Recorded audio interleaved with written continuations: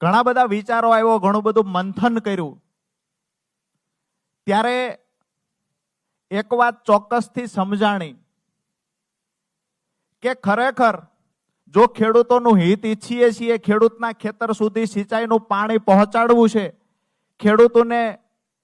સમૃદ્ધિ તરફ લઈ જવા છે, તો સત્તા પક્ષની સામે રહી માત્ર આંદોલનો કરી, જિંદાબાદ મુર્દાબાદના નારાઓ બોલાવી અને સતત સરકારનો વિરોધ કરીને ખેડૂતનું હિત નહીં કરી શકાય. ચોક્કસથી આપણો ચહેરો ચમકાવી શકાય. સરકારની સામે, સત્તાની સામે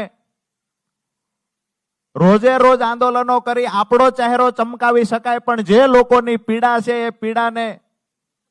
કાયમી ધોરણે નિરાકરણ લાવવું હોય તો નિર્ણય સત્તામાં રહેલી પાર્ટીએ કરવાનો હોય છે. અને સત્તામાં રહેલી પાર્ટીને જ્યારે સામે બાયો ચડાવી, સિંગડા માંડી અને રજૂઆત કરવી